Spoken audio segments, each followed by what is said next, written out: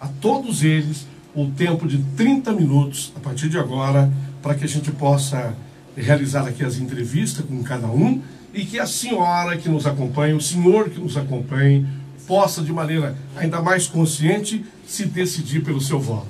Essa é a função, a missão da nossa Super Rádio. Através dessas entrevistas, esclarecer, falar de proposta, levar um pouco do que o candidato tem a oferecer para cada eleitor. Tenho a honra de receber, como o primeiro dos candidatos, o nosso querido Álvaro Dias, senador da República do Brasil. Senador, bem-vindo, bom dia. Bom dia, muito obrigado por essa oportunidade, sempre necessária e preciosa, porque nós estamos num confronto desigual, né? No tempo eleitoral gratuito, alguns possuem todo o tempo do mundo e possuem todo o dinheiro do mundo. Nós não temos tempo de TV e de rádio, muito pouco, muito escasso, e muito menos recursos, né? Então, a população tem que ficar de olho aberto. Eu estou dizendo, abra o olho, Brasil, exatamente porque... Abra o olho, Brasil. Exatamente, abra o olho. É uma das suas frases. Por quê? Porque nós estamos diante de uma realidade, a fotografia do sistema, né? Esse monstro que nos faz refém, e certamente depois é tarde, se nós não olharmos agora, não separarmos o jogo do trigo agora. Porque esse esquema é para preservar o modelo atual de governo, que foi um desastre, que afundou o país, assaltaram os cofres públicos do país, estabeleceram privilégios às autoridades, exploraram o povo, o trabalhador, cobrando muito imposto, gastando mal. Mas esse é o sistema que prevaleça. Por isso, na eleição, quem acha que está bom, que esse sistema é o melhor, tem para onde ir. Tem uma área que ele não é, aí é disposição. Agora, quem quer um rompimento com isso, mas com responsabilidade, com credibilidade, com honestidade, com experiência, aí tem também para onde ir.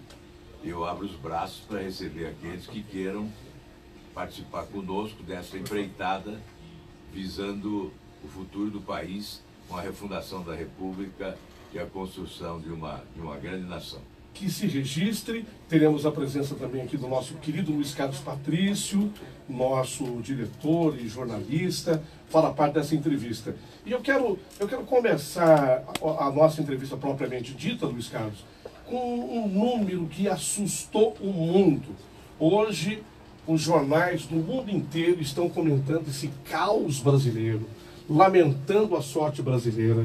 63.800 pessoas assassinadas em 2017 no Brasil. 63.800 pessoas. Isso corresponde ao que fez a bomba atômica, por exemplo, no Japão, nas cidades que foram atingidas, Hiroshima, Nagasaki. Pergunto, Álvaro Dias, é muita gente morrendo nesse país, Álvaro Dias? Eu tenho um número ainda mais dramático, né? Mais perverso. Em 10 anos, de 2006 a 2016, 324 mil jovens foram sepultados no Brasil, assassinados. 7 vezes mais o número de soldados que morreram na Guerra do Vietnã durante 20 anos. E nós não estávamos em guerra. Que país é este? Os governantes devem pedir perdão ao povo brasileiro por essa tragédia. E olha, não venham dizer que não há dinheiro para combater o crime, a violência. O que falta? Para oferecer um serviço de segurança pública competente, porque nós estamos gastando mais do que os outros países da OCDE. Nós estamos gastando mais do que esses países. O que falta é honestidade, é competência, é gestão. O dinheiro ao gasto, não há autoridade, anarquizar o país. A autoridade não se impõe. É uma esculhambação geral, né? Afrouxou a autoridade. E quando a autoridade não se impõe, a marginalidade se sobrepõe, a violência aumenta, os recursos são mal aplicados. Não há uma interação entre as polícias. Não há um combate na faixa de fronteira Nós temos 17 mil quilômetros de faixa de fronteira disponível para o crime, o tráfico de drogas e o contrabando de armas. Não há um monitoramento da faixa de fronteira, não há um sistema de inteligência, não há recursos, segundo eles, mas gastam muito. Não se combate a produção e o tráfico de drogas. Mais de 80% desses assassinatos aí, quase 64 mil no ano, não é? 63 mil e alguma coisa 800. de assassinatos, quase 64 mil, portanto. E o número que tem, que especialistas falam, é que mais de 80% decorre das drogas. E nós estamos permitindo a passagem livre das drogas pela nossa fronteira para assassinar brasileiros, alimentar a violência nos grandes centros urbanos. Rigor na punidade não está faltando também? Exatamente. Tolerância zero é o que se impõe. Eu digo que quando a autoridade se constitui, não é? Ela se impõe, a marginalidade enfraquece. Na verdade, os marginais hoje se sentem mais poderosos que as autoridades constituídas. Evidentemente, isto estimula o crime, estimula a violência. Há que se investir, sim, claro. Nós temos 3 itens: o financiamento, a capacitação e a indução de políticas corretas para o combate do crime organizado. Nós temos o mapa do crime no país. O governo sabe onde ocorre o maior índice de crime, em quais cidades do país e em quais bairros. Sabe em quais dias, que é de sexta a domingo, e até o horário, das 17 a 1h da manhã. Portanto, com planejamento, com organização, é possível reduzir os índices de violência no país, reduzindo esse percentual de homicídios que nos leva a uma guerra, né? A impressão que fica é que nós estamos em guerra e, na verdade, os números são na verdade, nós estamos em paz. A guerra que nós temos que travar é exatamente a guerra contra a violência, contra a corrupção, a guerra contra o crime organizado, contra as organizações criminosas, contra esse sistema corrupto que se instalou no Brasil. Eu falo até de punição, Luiz Carlos Patrício, porque hoje fomos obrigados a dar uma notícia muito triste. Uma moça aqui no ABC, em idade estudantil, adolescente, portanto, foi brutalmente assassinada porque chegaram 2 bandidos na moto, o garupa desce com a arma e pede para as 2 amigas os celulares.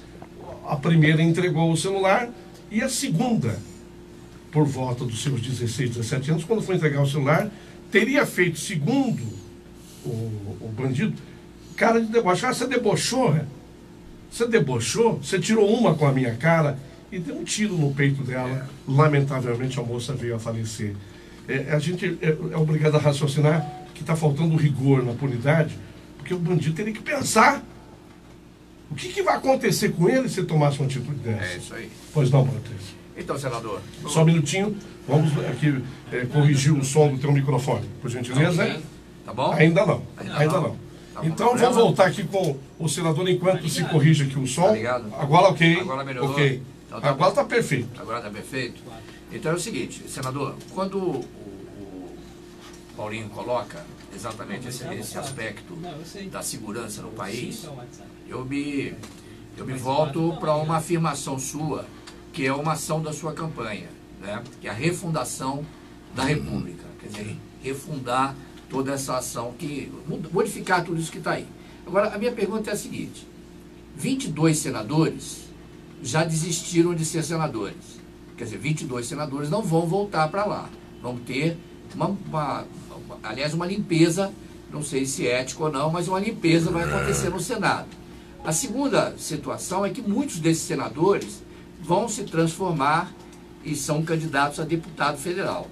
Né? O caso do Aécio, o caso de tantos outros que são candidatos a deputado federal. Como é que o senhor vai conseguir modificar essa estrutura toda ou mudar até essa lei? Porque as leis estão claras aí, né? As leis estão aí para serem colocadas. O que existe é um pouco de, eu digo, de uso licencial dessas leis, né? Pelos advogados que sabem utilizar bem Exato. exatamente como fazer para libertar este ou aquele bandido, né? E aí não importa se ele é de colarinho branco, se ele é um bandido armado, como o Paulinho colocou, ou em qualquer circunstância. Então a colocação sempre é essa. Como é que o senhor vai refundar a República com esse Congresso que está lá? Ou com esse novo Congresso que chega aí, que a gente nem sabe de onde vem? Olha, eu não sei que Congresso virá, não é? Certamente não haverá grande renovação em função do fundo eleitoral que beneficia os atuais deputados, né? E também não acabou o foro privilegiado. Se nós tivéssemos já aprovado o meu projeto, que foi aprovado na Câmara, está parado aliás, foi aprovado no Senado, né, em maio do ano passado, está na Câmara desde junho do ano passado. Então ele deveria ter sido aprovado já em agosto ou setembro. Se tivesse sido aprovado em agosto ou setembro, nós teríamos seguramente um número de parlamentares atuais inferior disputando essa eleição, porque estariam respondendo na primeira instância, na segunda instância, e não disputariam a eleição em meio a processos em curso, não é? Então, isso contribui para a limitação do espaço de renovação política. Mas, olha, qualquer que seja o Congresso, nós temos que realizar um governo suprapartidário e convocar a sociedade para um pacto nacional. Eu sei que o povo está cansado de nos ouvir, né? Tem hora que eu fico... Hoje mesmo eu amanheci desta forma. Como eu vou conversar com as pessoas? As pessoas estão enojadas da política, dos políticos, do discurso político, das promessas. Eu fico pensando, mas o que eu vou fazer? Eu tenho que conversar, eu tenho que dizer. O que eu posso recomendar é que olhe um pouco para trás. Mais importante do que aquilo que eu posso dizer hoje é aquilo que eu fiz. Então dá uma olhada, porque tem gente que chega agora, depois de tantos anos de atuação política, tantos mandatos, né, sem nada a fazer, e aparecem agora fazendo promessas. Por exemplo, alguém que governa um Estado, que governou um Estado, não fez reforma alguma. Ao contrário, fez reformas avessas. Criou mais secretarias, loteou os cargos, trouxe todos os partidos possíveis para mamar nas tetas gordas do governo e agora aparece dizendo que vai fazer reforma do Estado, que vai diminuir o número de ministérios, mas traz para a sua campanha, traz para o seu palanque todos os partidos que dão sustentação a esse sistema malandro, a esse sistema maldito, a esse sistema corrupto, incompetente, que fracassou e levou o Brasil para essa tragédia política. Então fica difícil, sabe? Eu fico constrangido em ter que apresentar as minhas propostas. Eu fico desconfortável em ter que dizer, eu vou refundar a República.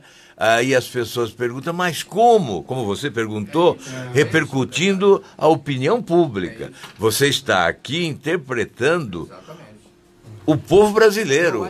É o povo brasileiro que pergunta isso. E o que eu vou dizer? Eu vou dizer que eu vou, sim, fazer com apoio do povo. Porque quando o povo quer, derruba presidente. Quando foi para as ruas, derrubou o Collor.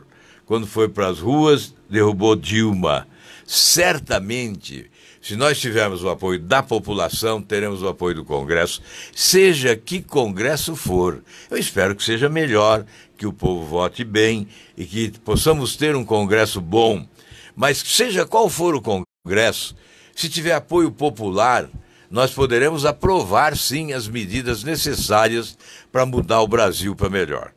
Tem uma música do Fagner chamada Guerreiro Menino, que retrata muito o que o brasileiro está vivendo também nesse momento, senador Álvaro Dias.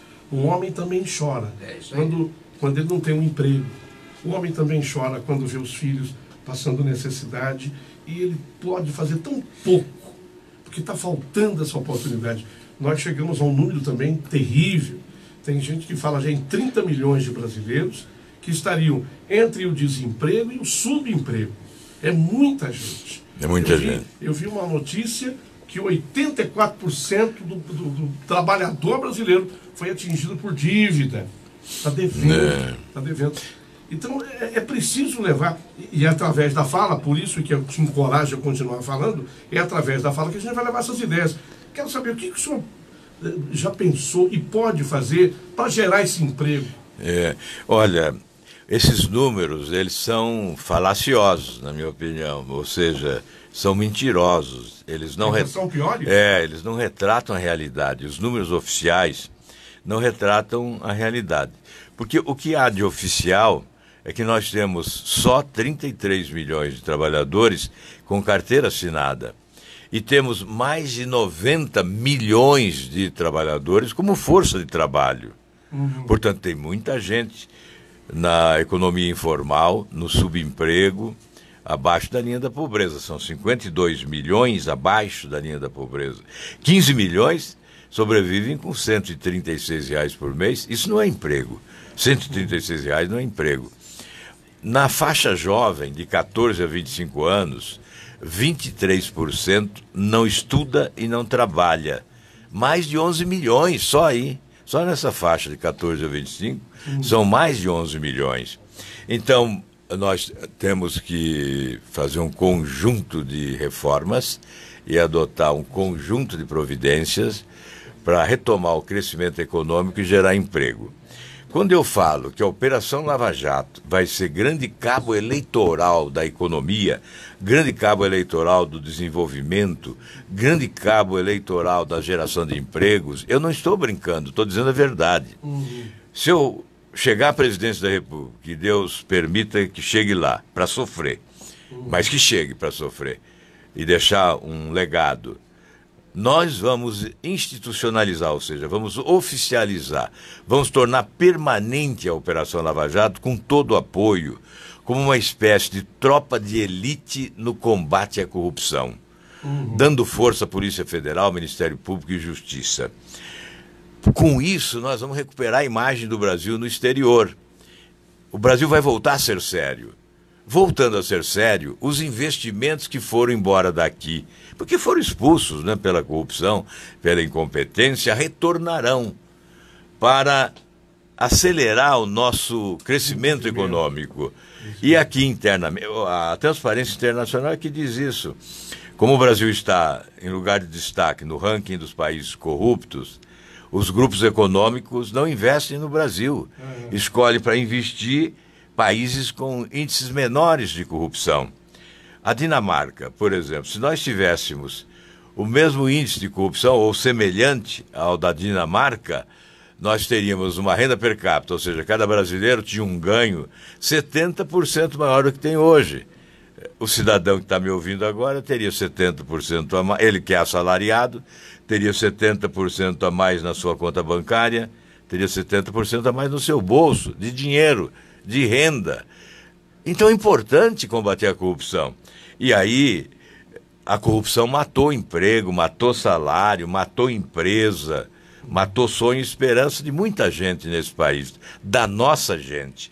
Agora nós temos que também melhorar o ambiente de negócios internamente, uma reforma tributária fundamental, reduzir a carga tributária, cobrar mais imposto na renda do que no consumo, porque quando se cobra mais no consumo como agora, quase a metade dos impostos, 49%, é no consumo. São os consumidores que pagam. É quem compra batata, quem compra sapato, quem compra cueca, camisa. Está pagando imposto. Gasolina, 45%. 45% da gasolina é de imposto. A energia elétrica. Exato. A água que você toma, abriu a torneira, está pagando imposto. Quando o senhor fala da Lava Jato, da importância da Lava Jato, o senhor colocou no debate de ontem que o seu ministro da Justiça será o... Tenho até, acrescentando a tua pergunta, Patrício, eu tenho uma notícia que simboliza bem o que está fazendo a Lava Jato. Hoje, no seu estado, na capital do Paraná, Curitiba, a Lava Jato está devolvendo a Petrobras 1 bilhão. 1 bilhão. Então, 1 bilhão. 1 bilhão, um pouco mais de 1 bilhão. 1 bilhão e alguma coisa. 1 bilhão e 200 milhões. 1 bilhão e 200 milhões a Petrobras. É um fato, né? Por isso então imagine. Levou o senhor a colocar ontem, inclusive no debate, repercutir no debate na Bandeirantes, exato, né? a colocar como possibilidade de ter o juiz Sérgio Moro. Esse grande... É porque ele é o ícone, né? É o né? símbolo do símbolo da Lava Jato. dessa nova já é uma justiça. Ou é um desejo O convite foi feito. O convite foi feito publicamente e ele só tem que responder quando eu chegar à presidência da República. Ele não precisa responder antes. É claro, responder antes cria desconforto. Então, chegando à presidência da República, ele dará a resposta. Então, isso já é um caminho da resposta que ele deu em relação a você mudar esse estado de coisa que a violência vem acontecendo no país. Se não mudar esse sistema... Olha, primeiro, essa história de que não há dinheiro é blá, blá, blá mesmo, porque há. Dizem que não há dinheiro para a educação. Nós somos o país da OCDE, que são esses países ligados à OCDE, que mais investe em educação. Nós investimos proporcionalmente mais que os Estados Unidos. Os Estados Unidos investem 4,5% do PIB. Nós investimos 6%. Nós investimos mal. É gestão, é incompetência, e corrupção, Incompetência com má intenção. Um aluno na escola pública, aqui no Brasil, na universidade pública, custa 3 vezes mais que o aluno da universidade privada. Vai lá em Israel, a cada leito hospitalar tem 4 servidores. No Brasil tem 10. Portanto, nós estamos jogando dinheiro pelo ralo. O povo paga imposto, acorda cedo, acorda de madrugada às vezes, toma 3 conduções para chegar ao trabalho, acho que tem gente que toma até 4, e volta à noite cansado, com o bolso vazio, ganha pouco, paga imposto, trabalha duro, e aí vê o dinheiro jogado pela janela, nos ralos, e aí por entre os vãos dos dedos sujos de corrupção das autoridades brasileiras. Por isso que eu repeti muito ontem no debate que os governantes precisam pedir perdão ao povo brasileiro pelo que fizeram com esse país nos últimos anos. A reforma da Previdência. O que o senhor pretende fazer com essa reforma da Previdência? Isso que já foi colocado lá ou alguma coisa? Porque está todo mundo batendo exatamente nessa tecla. Olha, né? tem candidato que fala que não vai fazer a reforma da Previdência porque sabe que não vai ganhar a eleição. Pois é. Quem não vai ganhar a eleição pode dizer, não vou fazer a reforma da Previdência. Sim. Agora, quem quer ganhar tem que dizer que vai fazer.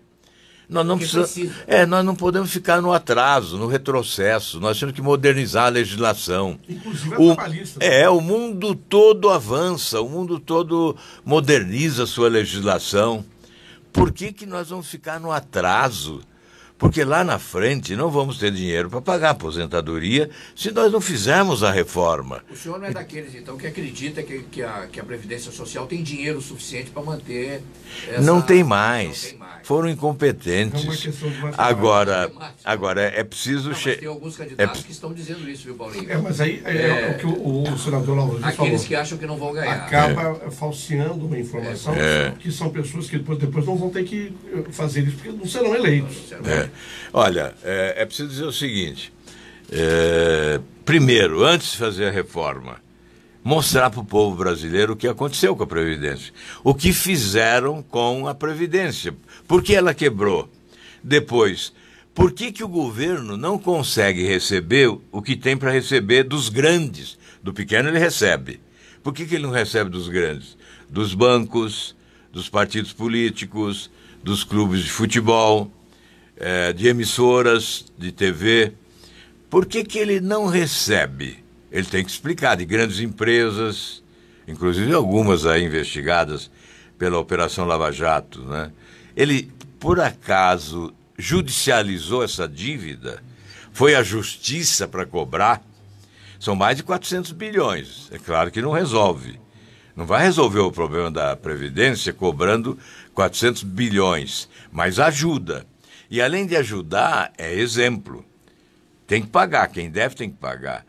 E mais, tem que primeiro acabar com o privilégio das autoridades. Então tem que começar lá em cima. A dona de casa, quando limpa a escada, ela joga água primeiro no andar de cima.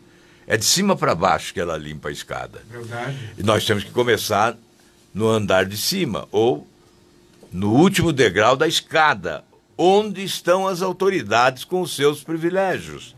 Nós temos que acabar com o auxílio moradia, com determinadas aposentadorias especiais, com as tais verbas indenizatórias, com todos esses penduricalhos que são adotados exatamente para aumentar o salário. Agora, eu estou dizendo isso com muita tranquilidade, porque acabei com os meus privilégios. Sempre é bom repetir, porque tem muita gente que não sabe e às vezes se surpreende, mas eu não recebo. Ainda que ao chegar à emissora, um trabalhador aí da portaria, ficou sabendo ontem e ficou impressionado com isso, porque todos acham que os políticos são iguais, né? E só querem levar vantagem e usam o povo para preservar os seus privilégios. Eu acabei com os meus privilégios desde sempre. Há 27 anos sou ex-governador do Paraná. Tenho direito a uma aposentadoria líquida e certa de R$33 mil por mês. Seriam mais de 10 milhões de reais na minha conta nesses anos. Ou seja, uma mega cena. E eu abri mão disso. Aí o sujeito vai dizer, mas você rasga dinheiro? Não. Eu não gosto de rasgar dinheiro, não. Eu gosto que o dinheiro fique no lugar onde deve estar, que é nos cofres públicos, para atender o povo. Eu não estou na política atrás do dinheiro. Eu estou na política e o que eu desejo mesmo é outro patrimônio. É o da ética, é o da moral, é da confiança do povo, da credibilidade. Esse é o grande patrimônio, isso é que me encanta. Isso que me faz apaixonar pelo trabalho que eu realizo. Não é o dinheiro. Então eu abro mão do auxílio moradia, que é R$5.500 por mês. Provavelmente esse trabalhador aí da portaria, ele vai ficar assustado, mas R$5.500 de auxílio moradia e olha o meu salário, né? Como dizia o Chico Anísio, né? Olha o meu salário. Então, veja, o auxílio moradia, aí tem a verba indenizatória de R$15 mil por mês que eu abro mão, aí fizemos a conta, em 6 anos dá uma economia de R$2 milhões. Então, outra mega cena. Portanto, para fazer a reforma da Previdência, nós temos que abrir mão dos privilégios e liquidar com os privilégios das autoridades. Aí acredito, Patrício, que fica fácil para a dona de casa que está nos ouvindo, para o chefe de família compreender. Falou, começou pelo presidente da República, começou pelo deputado, começou pelo senador. Sim, mas eu tenho uma pergunta para fazer, apesar do tempo. Olha, sobre isso, quando eu fui governador, tinha lá um dispositivo legal que era chamado redutor de salários. Então ninguém podia ganhar além do governador no estado, né? Como na República, não poderia ganhar além do presidente. Eu assumi o governo e tinham altos salários no estado. Aí eu puxei para baixo o salário do governador, ninguém podia mais ganhar mais do que o governador. Aí tinha um procurador do estado que dizia, esse governador está me tomando um Passat por mês. Passat era o carro da época. Portanto, veja quanto ganhava. Salários altos. E hoje no Brasil nós temos, outro dia saiu a notícia, que um juiz lá no interior do Maranhão estava ganhando R$90 mil por mês. Isso é uma síntese, né? Um escárnio. Ganhou 400 e poucos mil reais, né? Então nós temos que praticar a lei do teto salarial. Ninguém pode ganhar mais do que o teto. Isso tem que ser regra. Mas eu não posso deixar de perguntar o seguinte, senador. Como o senhor se sente, deixando de lado essa mega cena que o senhor acabou de colocar agora, e acabou de acontecer agora no judiciário, né, uma decisão do Supremo aumentando o seu próprio salário e transformando essa loucura toda em mais de 20 bilhões. Né? Pois é uma lástima, é uma trombada na aspiração nacional. Quer dizer, mínimo foi aumentado é andar na contramão. O povo brasileiro sofrendo, eu falei há pouco, 52 milhões abaixo da linha da pobreza, eu falei de 15 milhões, ganhando R$136 por mês. E a história diz aí os privilegiados... O Congresso nunca vetou. Nunca vetou um aumento desse. Nunca houve. Então, porque tem que ser aprovado. Vai ser aprovado, Congresso e presidente. Mas a história diz isso. E olha, na verdade, você assiste esse espetáculo contraditório, um gritante contraste, né? Lá no degrau de cima, aumentando o salário, e no degrau de baixo, o desespero por um emprego, sem salário, miséria. Esse é o Brasil, uma ilha de abastança, de prosperidade, de fartura, de fortuna, em meio a um oceano de pobreza, de miséria, de dificuldades. Você sai de São Paulo, percorre aí as rodovias, passando pela periferia, ou vai a Belo Horizonte, ao Rio de Janeiro, e vai vendo as choupanas, os casebres, onde mora a infelicidade, a desesperança. Um país injusto, perversamente injusto, com riquezas, com potencialidades econômicas extraordinárias e uma pobreza imensa. Alguém é culpado. Quem é culpado? O trabalhador, o empresário? Não. Os governantes são os culpados. Eles fracassaram. Eles devem pedir perdão ao povo brasileiro. E nós temos que aprender. Nós temos que ser sinceros. Nós temos que ser francos. Vamos acabar com a mentira na campanha, com as promessas falsas, com esse blá blá blá que não nos leva a lugar nenhum. Por isso é preciso abrir o olho. Nós temos que abrir o olho para separar o joio do trigo. Não está difícil, é só prestar atenção, é só abrir o olho e você vai conseguir sim separar o joio do trigo. O nosso tempo se esgota, esse será o tempo destinado a todos os candidatos à presidência da República e queremos mais uma vez agradecer a presença do senador Álvaro Dias aqui no nosso Super Rádio. Muito obrigado, senador. Eu que agradeço, só peço ao ouvinte uma oportunidade. É a minha missão, a minha última missão na política. Eu peço essa oportunidade. Eu sei que todos cansaram, estão desesperançados, a fé está perdida, a esperança sepultada, mas é preciso tentar. Aí eu lembro sempre o Raul Seixas, né? A canção não terminou. O Brasil não acabou. Tenha fé na vida, tenha fé em Deus e tente outra vez. Eu vou tentar. Espero que tentem juntamente comigo. Muito obrigado.